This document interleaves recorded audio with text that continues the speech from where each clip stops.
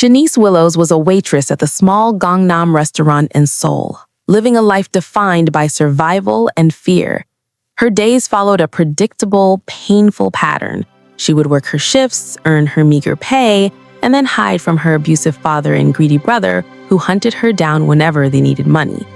They had perfected the art of finding her, no matter where she concealed herself, and would create violent scenes until she surrendered her hard-earned paycheck. On this particular afternoon, Chenise heard the familiar, menacing growl of her father's voice outside the restaurant. She knew what was coming. With practiced desperation, she tucked herself behind an old, dusty counter, pressing her back against its underside with her knees drawn to her chest. She had 63,000 won folded inside her sock, barely enough for rent and her neighbor Jian's medicine, but it was hers. Today, she was determined they wouldn't take it.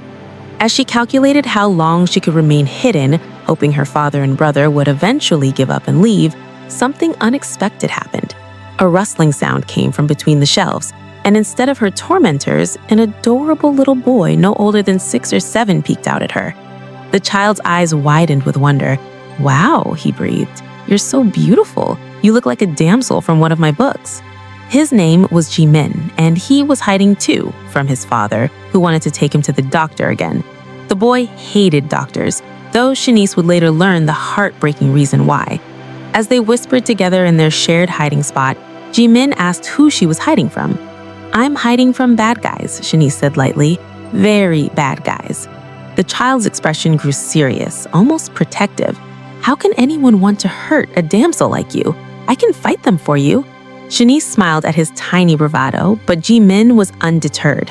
When she gently pointed out that some bad guys were too big to fight with fists, the boy's face lit up with inspiration.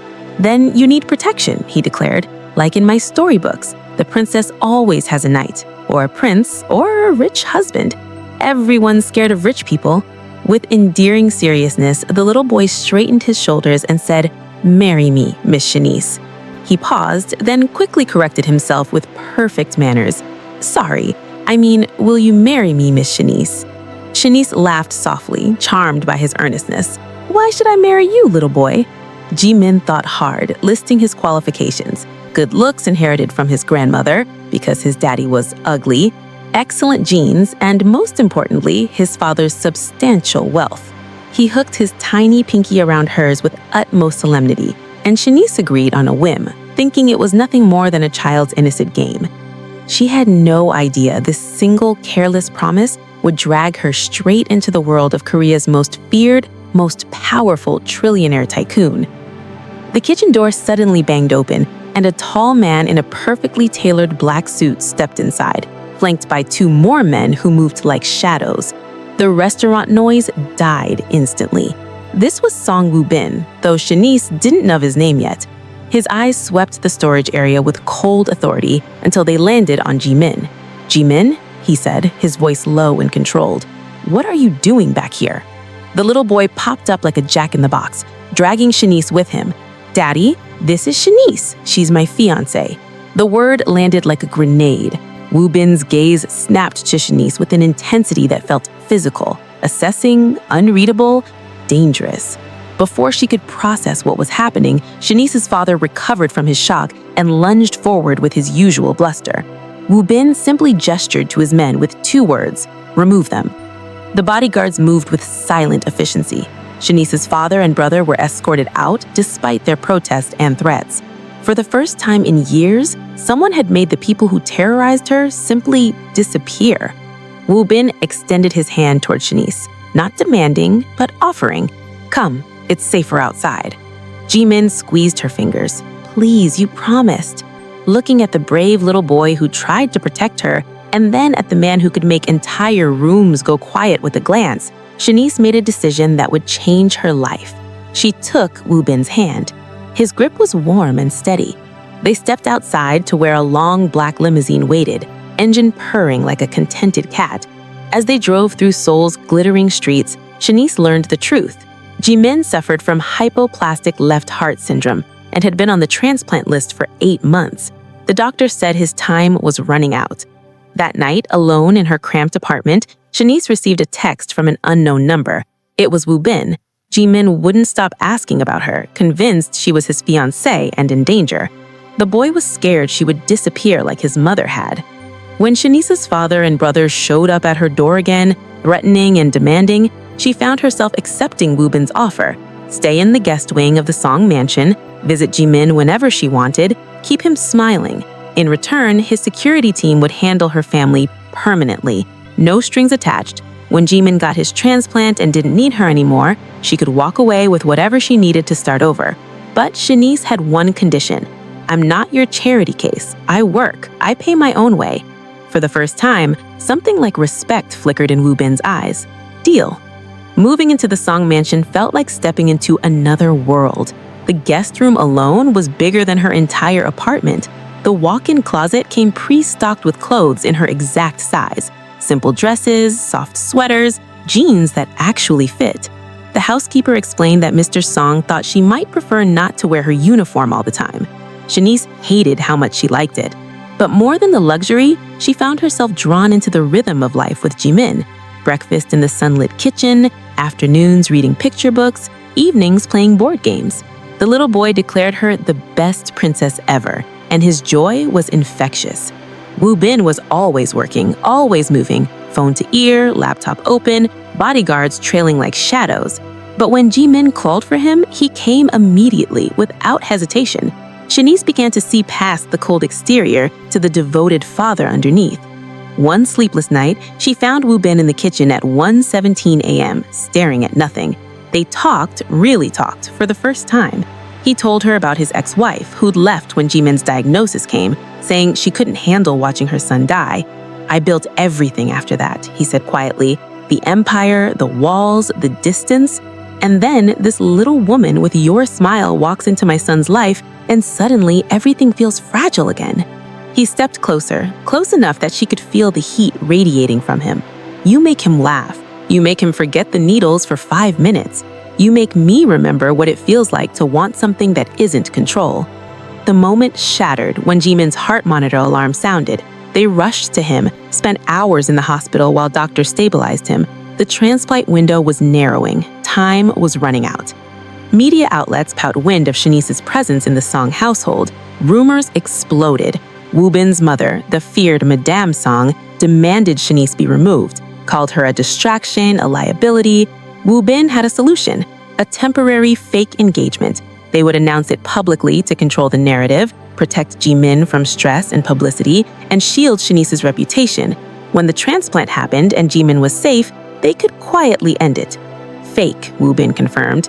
But he didn't finish the sentence. At the press conference, Chenise stood beside Woo-bin wearing a simple navy dress, a platinum band with a single emerald on her finger, Jimin's birthstone. When the spokesperson announced their engagement, Jimin clapped wildly from the front row in his tiny tuxedo. The tabloids exploded with headlines ranging from congratulations to vicious attacks. Trillionaire CEO engaged to mystery black waitress, gold digger, scandal. The comment sections filled with both support and venom. That night, scrolling through the hatred on her phone, Chenise felt sick. Woo-bin took the phone from her hands. They'll move on to the next story in 48 hours. Until then, we protect what matters. He nodded towards Jimin's room. He's sleeping better tonight because he believes this is real. It feels real, Chenise whispered. Woo-bin traced the amble on her finger with his thumb. Does that scare you? Everything about this scares me. Then let me be the one who isn't afraid, he murmured against her lips. He leaned in first, slow enough that she could stop him. She didn't. Their lips met, soft, tentative, testing whether the world would crack open. It didn't. It caught fire instead. The kiss deepened, hungry and desperate, years of restraint unraveling in seconds. When they broke apart, breathless, Woo-bin whispered against her mouth, "This wasn't supposed to happen." "I know," she breathed. But it did. The next morning brought fresh hell. Chenise's brother called, threatening a lawsuit for emotional distress and abandonment. "You're rich now. Pay up or we drag your name through every court in Seoul." Woo-bin's legal team dismantled the case in 48 hours, with affidavits proving Chenise's years of abuse, police reports, and bank records showing every dollar Chenise had sent home. The case was thrown out, but the damage was done. The media circus intensified. Then, Madame Song arrived at the mansion, cold and imperious, dropping an envelope on the marble table, evidence of Chenise's presence debts, forged signatures tying him to Song Group's competitors. "If this leaks," she began, "it won't, because you're the one leaking it." Wu Bin smiled thinly. "I protect this family, even from itself." "Leave now," Wu Bin said, his voice turning lethal. After she left, he pulled Chenise into his arms. "They don't get to touch you. Not anymore." At 4:42 a.m., the call came. A donor heart had been found, but there was a problem. The donor family had pulled out. Someone had forged a signature on the consent form, convinced the family the risk was too high, that the recipient's environment was unstable. Wu Bin's jaw worked. "My mother's signature is on the forged document. She thinks if Ji Min stays sick long enough, I'll see reason, marry someone appropriate." Before they could process this betrayal, Ji Min's monitor alarm sounded. The boy was decompensating. They raced to the hospital, where doctors fought to stabilize him. "Without a transplant soon," the cardiologist's words trailed off ominously. During those dark hours, Wu Bin paced like a caged animal. "This is my fault. I let her get too close." "She's not family," Chenise said firmly. "She's a shareholder with a surname." Wu Bin confessed that he'd lashed out at Chenise the day before, saying cruel things about her family bringing bad luck. "I didn't mean it. I was terrified and I took it out on the one person who's kept me from falling apart." On the hospital rooftop alone, Chenise cried furious tears. When she returned, Wu Bin was waiting. "I'm sorry," he said again. She crossed to him. "I'm not leaving him, but I can't keep pretending this is just temporary, not when every day feels like goodbye." "Then don't pretend," he said roughly. "I love you. I've loved you since the moment you ruffled Ji Min's hair and called him brave." He dropped to his knees. "Stay. Not because of a fake ring, not because of protection. Stay because you want to, because we're already a family." Through tears, Chenise nodded. He kissed her, slow, deep, tasting of salt and relief. Then his phone buzzed. It was Madame Song. Wu Bin answered on speaker and delivered his ultimatum. "I'm filing for a restraining order. If you come near this hospital, near my home, near either of them, I will ruin you publicly, completely." "You would choose her over your own mother?" "I already have." Another donor match emerged. They boarded a private jet to Busan through a violent storm, Ji Min struggling to breathe, wrapped in blankets with an oxygen mask. Mid-flight, Chenise's security team called. Her brother had attempted to breach the mansion, armed, carrying restraints and a ransom note. He'd been working with Lee Sung, Wu Bin's biggest rival, who'd promised him a cut if he could kidnap Chenise before the surgery. "I should have left weeks ago," Chenise said, breaking. "Before the fake engagements, before I let myself believe. I'm poison." Wu Bin knelt before her. "I have spent years building walls so high no one could hurt me or Ji Min again. Then you walked through them like they were paper. I love you, the woman who jokes with a dying child about marriage, who stares down trillionaires without flinching, who I want to wake up to every morning for the rest of my life." The landing in Busan was rough. They rushed Ji Min to surgery. Hours crawled by in agony until the surgeon emerged. "The transplant is complete. The heart is functioning." Chenise burst into tears. Wu Bin pulled her into his arms. But even then, the attacks continued. Wu Bin's ex-wife filed an emergency custody motion citing the volatile relationship and kidnapping attempt as proof of an unsafe environment, with Madame Song as her character witness. Chenise had had enough. She handed Wu Bin's lawyer a drive containing everything: bank transfers, emails, recorded calls proving the ex-wife had been working with Lee Sung for months, promising to destabilize Wu Bin's personal life in exchange for shares in a competing medical firm. "Leak it anonymously to every major outlet tonight," she said. By midnight, the story broke. Headlines screamed betrayal and conspiracy. The custody motion was withdrawn by morning. Madame Song retreated to her estate in humiliation.